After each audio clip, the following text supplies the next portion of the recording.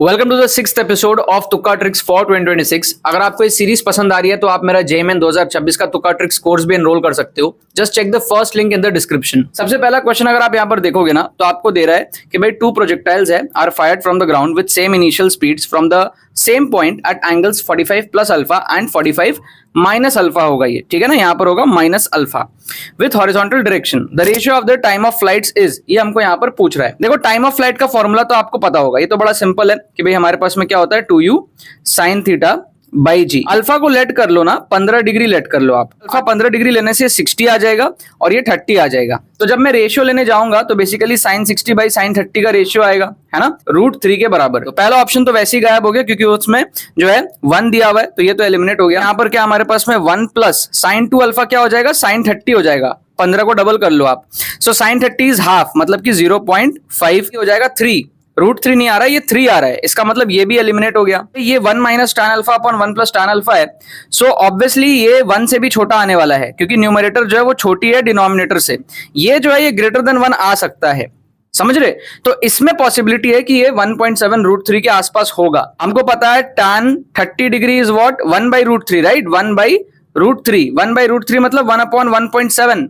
तो ये approximately I think 0.6 के आसपास आ सकता है। देन वी नो डैट कि tan 45 डिग्री जो होता है वो 1 होता है, तो ग्रेजुअली वैल्यू बढ़ रही है। तो tan 15 डिग्री कहीं बीच में आएगा, तो 0 और 0.6 के कहीं बीच में आएगा, 0.3 के आसपास हो सकता है, समझ रहे हो। सो ये आप देखोगे 1.3 अपॉन ये 0.7 जो है ये आप देख सकते हो 2 से थोड़ा सा कम है, √3 के आसपास पॉसिबिलिटी बन रही है ऑप्शन डी की वेरी क्लियरली बनने की। 4 नंबर हमको यहाँ पर जो है मिल जाएंगे without using the actual solution. कह रहा है कि भाई 5L का लेंथ था, उसको बेंड किया, 2L इधर है और 3L ऊपर है, ठीक है। सेंटर ऑफ मास का अपने को पोजीशन यहां पर बताना है। सपोज कर लो आप ये हमारे पास में 2 मीटर का है सपोज, तो बीच में आएगा ना 1 मीटर पे आएगा सेंटर ऑफ मास, और ये वाला जो है 3L वाला ये आपका 1.5 मीटर पे आएगा एक तरीके से, ठीक है। ये अगर 3 kg है तो ये 2 kg होगा क्योंकि 3 और 2 का रेशियो है। सपोज कर लो हमारे पास में इस तरीके का केस है, ये मान लो 30 kg है और मान लो मैं यहां पे लेता हूं 20 kg, ठीक है। फील करा रहा हूं आपको मैं, फिर आपको सॉल्यूशन बताऊंगा। इसका सेंटर ऑफ मास कहां होगा, मैं कहता हूं कि ये 10 सेंटीमीटर का लेंथ है, ठीक है। तो बीच में आता है 5 सेंटीमीटर। अगर ये दोनों 20 kg होता तब तो 5 सेंटीमीटर में आता सेंटर ऑफ मास, है ना। लेकिन क्योंकि ये 30 kg है तो सेंटर ऑफ मास थोड़ा सा इधर शिफ्टेड रहेगा, कुछ इस रीजन में आएगा ना सेंटर ऑफ मास, समझ रहे हो। थोड़ा सा 1-2 सेंटीमीटर शिफ्टेड होगा, 3-4 सेंटीमीटर के आसपास यहाँ पे कहीं सेंटर ऑफ मास आएगा, ठीक है। इसको महसूस करना बहुत जरूरी है।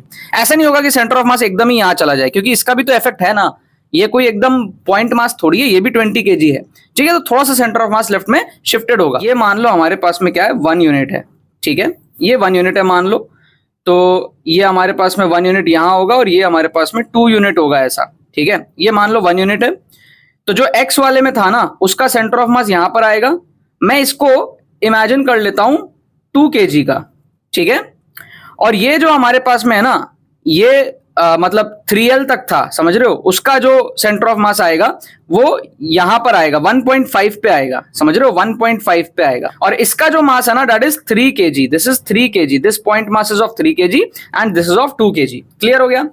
अब मैं ना यहां पर एक लाइन बनाऊंगा ऐसे, अब मैं एक लाइन बनाऊंगा ऐसे, ठीक है। अब इन दोनों में सेंटर ऑफ मास देखना है, पूरा चीज को भूल जाओ। आप इमेजिन करो एक पॉइंट मास 3 kg का, एक पॉइंट मास 2 kg का, और उसके बीच में अपने को सेंटर ऑफ मास चेक करना है। अब अगर ये दोनों सेम होता, जैसे 2 kg 20 अगर होता तो बीच में आता ना, उसी तरीके से अगर ये 2 kg होता तो बीच में आता। बीच में कहां आएगा, यहां पे कहीं आएगा अगर दोनों सेम होता तो, ठीक है। ये जो है हमारे पास में 0.5 होता x में, और y में अगर हम देखें तो ये 0.75 होता। आपको समझ आ रहा है, 1.5 का आधा 0.75 और x में 1 का आधा 0.5 ये होता अगर दोनों 2 kg होते तो। लेकिन क्योंकि ये 3 kg है तो सेंटर ऑफ मास थोड़ा सा इस तरफ शिफ्टेड था, तो सेंटर ऑफ मास थोड़ा सा यहां पर क्या होगा, थोड़ा सा इस तरफ शिफ्टेड होगा। अब जो सेंटर ऑफ मास है वो थोड़ा सा अगर इस तरफ शिफ्टेड है तो सेंटर ऑफ मास आप बोल सकते हो कहां पे लाई कर सकता है, कुछ इस रीजन में सेंटर ऑफ मास फाइनली हमारा लाई कर सकता है। तो आपको एक आइडिया लग जाएगा कि x में जो है ये 0.5 था यहां तक, तो ये हम बोल सकते हैं कुछ 0.4 के आसपास, और ये 0.75 पे था ना, ये थोड़ा सा ऊपर जाएगा तो हम इसको बोल सकते हैं कुछ 0.9 के आसपास अप्रोक्सीमेटली, है ना। अगर दोनों 2 kg होता तो क्या होता हमारे पास में, x में होता हमारे पास में 0.5 और y में होता हमारे पास में 0.75, लेकिन क्योंकि थोड़ा सा उस तरफ शिफ्ट हुआ है तो थोड़ा सा x में और थोड़ा सा y में ऊपर चला गया, x में थोड़ा सा लेफ्ट में आ गया है, तो नया ये बन सकता है अप्रॉक्स 0.4 और ये बन सकता है अप्रॉक्स 0.9। 2 और 3 जो है ना, इसको अगर आप देखोगे तो ये 1.5 टाइम्स है, राइट, दिस इज 1.5 टाइम्स। इसको अगर आप देखोगे 7/3 आ रहा है, this is 2 point something times. ये आप देखोगे ना तो ये 2 से भी छोटा है, तो आपको क्लियरली समझ आ रहा है जो रेशियो आएगा ना ये 2 पॉइंट समथिंग आएगा बेसिकली, है ना, क्योंकि 0.5 से थोड़ा सा घट के 0.4 के आसपास हो गया और वो 0.75 से थोड़ा सा बढ़ के maybe 0.85, maybe 0.9, maybe 0.95 something in that region होने वाला है। तो अप्रोक्सीमेटली आप देखोगे ना, ये आपको तुक्का लगाने का एकदम सही आंसर दिखेगा, है ना, ये डबल से ज्यादा दिख रहा है अपने को, ठीक है। पहले हमारे पास में 1.5 टाइम्स था, अगर दोनों इक्वल होते तो तब ये आता 1.5 टाइम्स वाला, बट क्योंकि ये वाला केस बना है, थोड़ा सा शिफ्ट हुआ क्योंकि यहाँ पे 3 kg है, तो हमारे पास में रेशियो 2 से थोड़ा सा बड़ा आ रहा है और द क्लोजेस्ट इज 4 और 9 का। इसको आप तुक्का लगा सकते हो, दिस इज ऑल्सो क्लोजेस्ट। ये वाला तो रेशियो 2 से भी कम है, ठीक है, इसको आप एलिमिनेट कर दोगे। ये 1.5 का ही है रेशियो, इसको एलिमिनेट कर दोगे। बी और डी में आप तुक्का लगाओगे, बेस्ट पॉसिबल इज 4 और 9 का जो है रेशियो। हमको पूरा फील आ रहा है यहाँ पे कि ये पॉसिबिलिटी बन सकती है अप्रोक्सीमेटली। 4 नंबर आपको यहाँ पर मिल जाएंगे। थर्ड क्वेश्चन में हमारे पास में क्या होगा कि यहाँ पर दिया हुआ है ना, hydrogen like ion the energy difference between the second excited energy state and ground is 108, the atomic number of the ion is। second excited state बोल रहा है, इसका मतलब n equals to 3 की बात कर रहा है, और ground state मतलब n equals to 1, इसका मतलब n equals to 3 और n equals to 1 के बीच में बात हो रहा है। -13.6 z square by n square, ये फॉर्मूला आता है ना, तो z 1 हो जाएगा, n 1 हो जाएगा, तो -13.6 आ जाएगा, ठीक है। अगर z 1 है और n की वैल्यू 2 है तो -13.6 by 4 ये आ जाता है, अगर 3 है तो -13.6 by 9 ये आ जाता है। क्लियर हो गया। 3 और 1 के बीच का डिफरेंस कितना है, तो 13.6 में 1.5 अगर आप हटा दोगे तो आप देख सकते हो अप्रोक्सीमेटली 12 का डिफरेंस है, approximately the difference is of 12, ठीक है। तो 12z स्क्वायर इक्वल्स टू 108 आएगा अप्रोक्सीमेटली। तो आप देख सकते हो ये approximately z square equals to, आप देख सकते हो बाई 12 करोगे ना तो ये आपका कितना आ जाएगा, 9 के अप्रोक्स आ जाएगा, तो z की वैल्यू 3 के अप्रोक्स आ जाएगी। 0.8 वगैरह मत लो, एग्जैक्ट क्यों सॉल्व करना है, तो रफली 9 के आसपास होगा z स्क्वायर, रफली हमारे पास में z 3 आ जाएगा, मतलब एक्यूरेटली 3 आ जाएगा, कि बाकी ऑप्शंस बहुत दूर दूर है, आप इन सबको जो है एलिमिनेट कर सकते हो। लास्ट क्वेश्चन को आप देखो, यहां पर हमारे पास में क्या दिया हुआ है कि भाई for a hydrogen atom the ratio of the largest wavelength of Lyman series to that of the Balmer series is, ये अपने को यहां पर पूछ रहा है, is equals to hc by lambda होता है। So lambda is the largest means energy difference is the lowest. Clear हो गया।